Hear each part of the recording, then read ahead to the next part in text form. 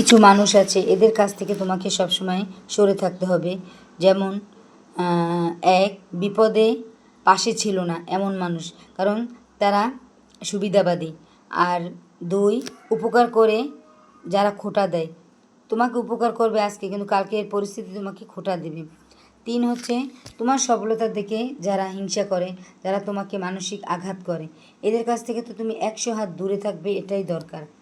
আর চার হচ্ছে তোমাকে গোপন কথা তুমি তাকে বিশ্বাস করে বলবে আজকে, কালকে সে তোমাকে এই কথাগুলো অন্যের কাছে বলে দিবে, তাহলে ভাবতে হবে সে এরকমেরই মানুষ, তার কাছ থেকে দূরে থাকাই ভালো। অকৃতজ্ঞ, যে শুধু নিজের উপকার পেতে চায়, তোমার কাছ থেকে পেতে চায়, অথচ তোমাকে কখনোই কোনো বিষয়ে উপকার করতে চায় না। আর তৃতীয়ত, যারা পিছনে পিছনে বাজে কথা ছড়ায়, যেমন তোমার ভালো সামনে বসে দেখায়, কিন্তু আসলে সে তোমার ভালোই চায় না, কখনো চায়ও নেই। এরকম মানুষের কাছ থেকে আমি মনে করি 100 গজ দূরে থাকা বাঞ্ছনীয়। আর সাত, কিছু মানুষ আছে যারা শুধু নিজের প্রয়োজনে তোমাকে ব্যবহার করবে, তারা চাইবে তুমি যেন তাদের প্রয়োজনে সবসময় কাছে থাকো, ডাকলেই পাইবে, তোমাকে দিয়ে উপকার করবে, কিন্তু তারা আসলে তোমাকে একদমই ভালোবাসে না। তারা হচ্ছে সুবিধাবাদী, তারা কখনোই তোমার সুখ দুঃখ আনন্দ বেদনার কাছেও থাকবে না, কিন্তু তোমাকে দিয়ে তারা তাদের প্রয়োজন আদায় করে নেবে।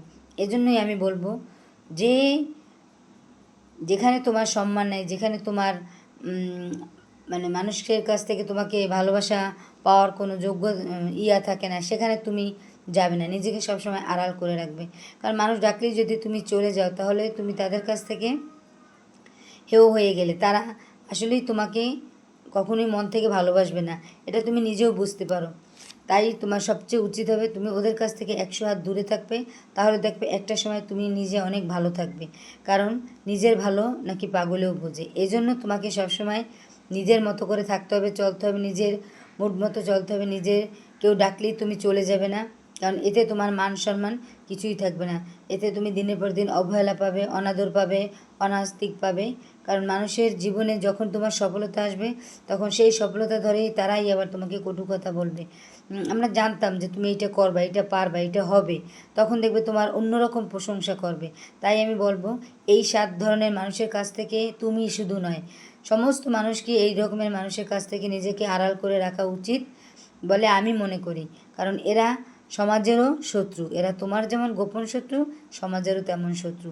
তাই আসো আমরা এরকমের মানুষের কাছ থেকে সবসময় নিজেকে আড়াল করে রাখি, এই এই ধরনের মানুষকে সবসময় আমরা দূরে রাখি।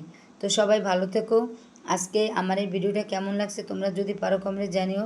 আর ভালোবাসা দিয়ে চ্যানেলটাকে সাবস্ক্রাইব করে বেল বাটনে এভাবে তোমরা কি আমার পাশে থেকো ভাই। তো আল্লাহ হাফেজ, ভালো থেকো সবাই।